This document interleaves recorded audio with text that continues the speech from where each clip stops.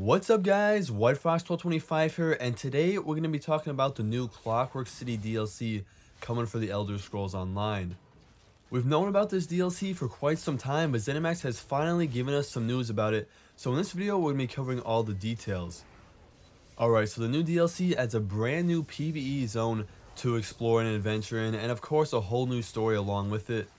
If you guys don't know, the Clockwork City is an underground mechanical city made by the living god of Morrowind, Sotha Sil.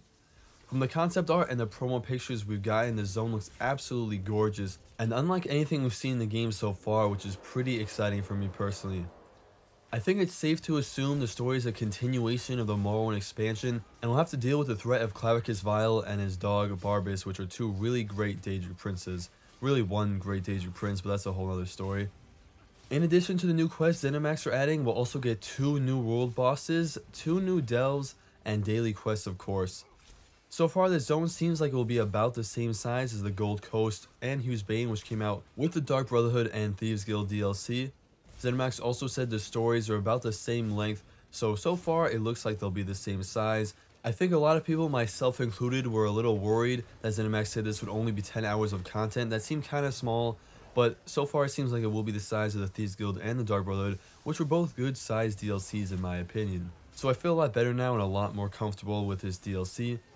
Along with the new PvE zone, we're also getting a new trial called the Asylum Sanctorium. It is a shorter trial than usual with only 3 bosses, but one really cool thing is that you can do the content in whichever order you want. Your whole group could take on one boss at a time, or you could split up and take the bosses down simultaneously in different groups. Depending on what order you do the raid in, you'll get different rewards, so there is different incentives to do it over and over again and try it in different ways. Update 16 will come out at the same time as this DLC, but as always it will be free for everyone.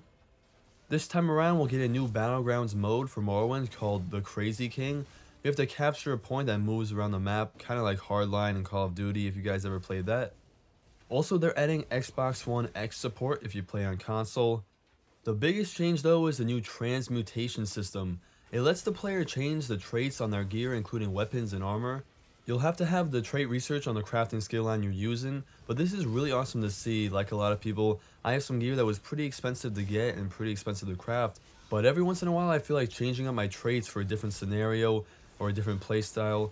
So I really like this system, and you can expect a guide coming once this launches on the PTS, so stay tuned for that. Currently there is no news on a release date or price for this DLC, but we know it's coming this fall, and it will be free for ESO Plus members. I'm sure we'll get more details on the DLC soon. If you guys want to see videos on that, make sure you hit the subscribe button. If you liked the video, make sure you shoot a like. Thank you so much for watching, and I'll see you in the next one.